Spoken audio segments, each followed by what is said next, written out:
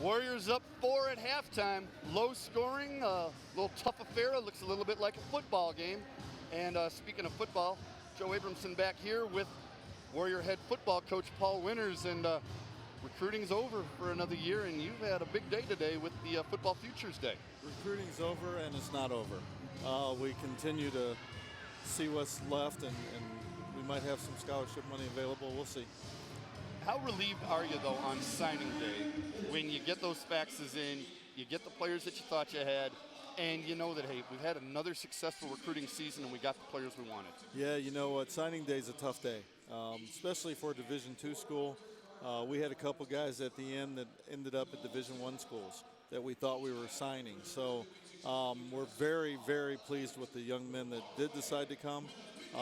You're always worried about the ones you don't get, but we're really happy with the guys we got. Let me ask you about that, because, you know, you see this stuff in the headlines all the time now about players committing, decommitting, schools decommitting players.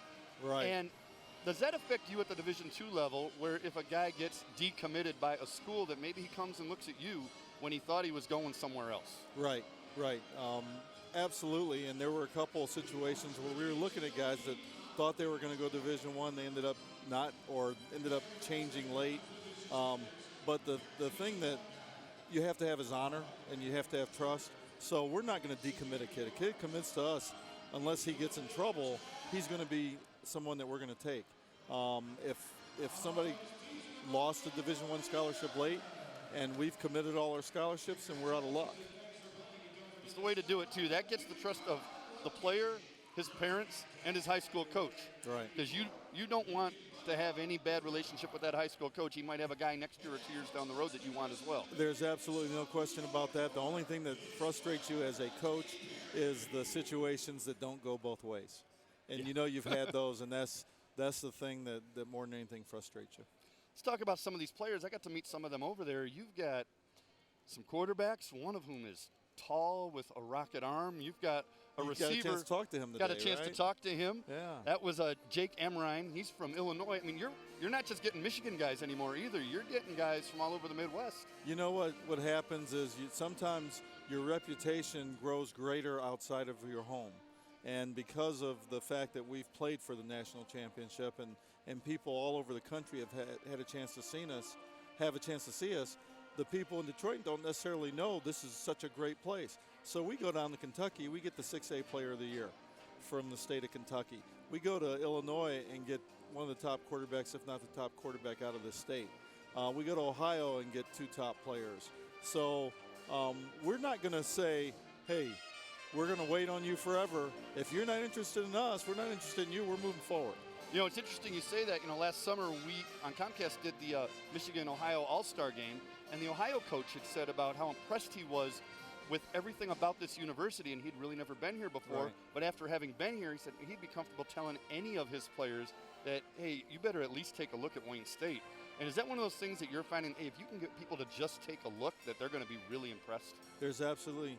If you get a kid on campus, especially parents, you get the parents on campus and they see what a great university this is, what opportunities we offer academically, and the safety of the campus and the entire package, we sell kids on that, and the university sells itself. Let's talk about some of these guys. We talked about Jake Amrine.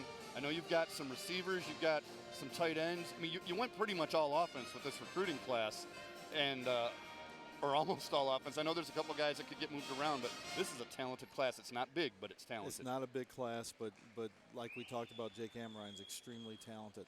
Ray John Williams-Jackson, he's 6'1", he's 185 pounds and has tremendous speed as a wide receiver, so we're very excited about him. We did get a corner that wasn't here today, Davari Halliburton from Waverly, who's an outstanding 6'1", 6'2", 175-pound athlete. So, you know, along with the offensive linemen that we signed, it's a good class. You know, and that class is going to have to come in, and I know you tend to like to redshirt guys, but hey, if they can play, they play. But there were a lot of young guys last year. There's a lot of talent coming back, and the immediate future for this football program looks bright. Well, there's a lot of talent coming back. There's 30 guys in last year's freshman class, which, by the way, had about a 3.5 overall GPA for that class. And we have have a senior class that's as big as we've ever had. We'll have 9 senior offensive linemen practicing in spring practice. You're going to have that leadership that you love to see on Right. both ends of the ball. Right. And you're going to have a quarterback who did pretty well as a true freshman who had no idea what he was getting himself into when he got here. And next thing you know, DJ Zazula's got to be the leader of the show and acquitted himself pretty nicely, all things considered. Well, you know, you hope that the young men that you recruit have that character, that they can respond to adversity, and he had great adversity that he had to respond to, and he did, and he responded as a leader would, and you can't ask for anything more. Now what we've done is we've brought guys in to compete against them to make sure that you don't get happy. You know, you go out and compete, and you improve, and you get better at your job. Meantime, you love running backs. You were a running back, and you had a couple last year, and Romello Brown led the way. Your running attack is something to be feared if you're in the GLIAC. I hope so. I think Romello got better as the season went on. I thought Demetrius, before his injury, was playing outstanding. I think Deontay Nicholas is a young man who we've got to feature a little bit more. He's tremendous. He touches the ball, he scores touchdowns.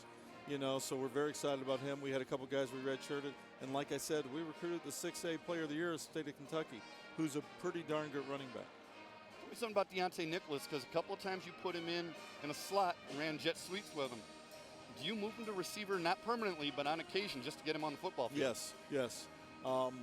We've got too many good football players that we don't want to take off the field, but he's a really tremendous football player that we have to find a way to get on the field. So we'll find different ways. You know, this fall, CN 900, we're going to have all those home games again. Got a heck of a schedule. Let's take a look at this. Open up with Lake Erie September 17th. Now, I know you've got a couple of road games first, but then you just go back to back to back with home games. Hillsdale, Walsh, Saginaw Valley, and the one we don't see on that part of the page is the final one. That's Grand Valley, right? I was going to say, I thought we had 6. Yeah, you've got 6. And that final one is one that we're all looking forward to. That's Grand Valley. That's the season finale, I believe. I believe so. It's a tremendous home schedule. It's a tremendous schedule. I mean, Ohio Dominican's a great team. Ferris is a great team. Ashland's a great team. And we play all those on the road.